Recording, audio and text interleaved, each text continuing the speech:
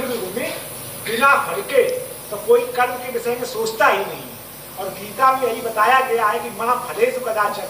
जरा इस पे थोड़ा सा ऐसा है कि गीता में तो बहुत कुछ बताया गया, वो भी बताया गया जो आप कहते।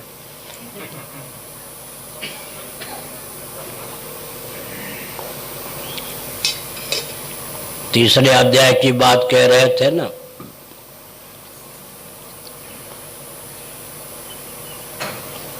गीता का अभिप्राय यह है कि पहले निषिद्ध कर्म न करें, समझ गए ना। निषिद्ध कर्म का त्याग करें। चोरी जारी इत्यादि जो निषिद्ध कर्म है, सुरापान आदि, इनसे दूर रहें। उसके बाद काम्य कर्म, कामना का एकाएक त्याग करते बनता नहीं, तो शास्त्र सम्मत कर्म करें। शास्त्रीय मर्यादा की सीमा में कामना की पूर्ति करें।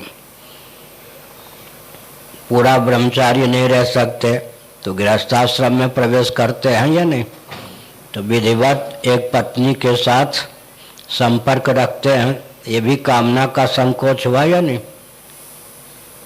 उच्छृंखल प्रवृत्ति की अपेक्षा एक पत्नी तक सीमित रहे।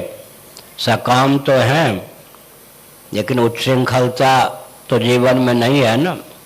एकाएक कोई निष्काम नहीं होता, धीरे धीरे कामना का, निषिद्ध कामना का परित्याग करते हैं, फिर विहित कर्म के माध्यम से कामना की पूर्ति करते हैं, और अंत में भगवान को ही प्राप्त करना हो तब, जीवन का लक्ष्य मोक्ष हो तब, लौकिक पारलौकिक सब प्रकार की कामना का त्याग करके आत्मकाम हो जाते हैं। आत्मकाम माने परमात्मा को पाने की इच्छा, वो भी कामना है लेकिन बहुत ऊंची कामना है। और बाद में आप्त काम हो जाते हैं। जब आत्म तत्व परमात्म तत्व की प्राप्ति हो गई तो आत्मा की भी कामना नहीं रही।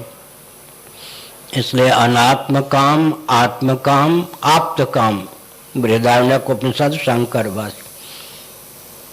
अस्ते मां फलेषु कदाचन, इसका अर्थ यह है कर्म का फल तो होता है लेकिन लौकिक या पारलौकिक उत्कर्ष को लक्ष्य बनाओगे तो सीमित फल मिलेगा। लौकिक पारलौकिक उत्कर्ष को लक्ष्य नहीं बनाओगे तो चित्त इतना शुद्ध और समाहित हो जाएगा कि मेरी प्राप्ति के अनुकूल हो जाएगा। कायेन मनसा बुद्ध्या केवलैरिन्द्रियैरपि योगिनः कर्म कुर्वन्ति संगं त्यक्त्वात्मशुद्धये। गीता का 5वां अध्याय। यह अभिप्राय।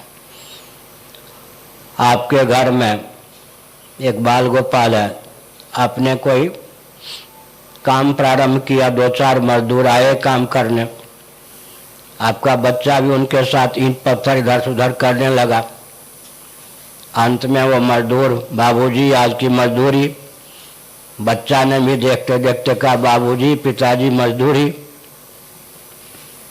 तो मजदूरी तो हम मजदूर को देंगे लेकिन बच्चे को लाड प्यार से हृदय से लगा लेंगे। अरे तुम मजदूरी लेने वाले नहीं हो, समझ गए ना। इसी प्रकार से कर्म का सीमित फल जो होता है और लोक परलोक तक बहुत सीमित हुआ तो लोक तक, उससे ऊपर परलोक तक असीम फल क्या है, मन इतना शुद्ध और समाहित हो जाए कि वो भगवान तक पहुंचने में समर्थ हो जाए। मन में भगवत प्राप्ति के अनुकूल बल और वेग का आधान करने के लिए निष्काम कर्म है। कर्माशक्ति, फलाशक्ति, अहंकृति को शिथिल कर धृत्युत्साह पूर्वक, समर्थ बुद्धि पूर्वक भगवदर्थ स्वकर्मानुष्ठान का नाम कर्मयोग है। लो, पूरी गीता में कर्मयोग के बारे में इतनी सी बात। मुक्त संगो न हमवादी धृत्युत्साह समन्वित।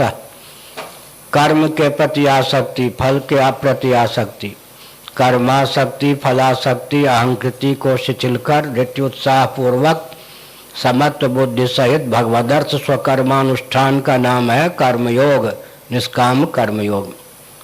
किसने प्रश्न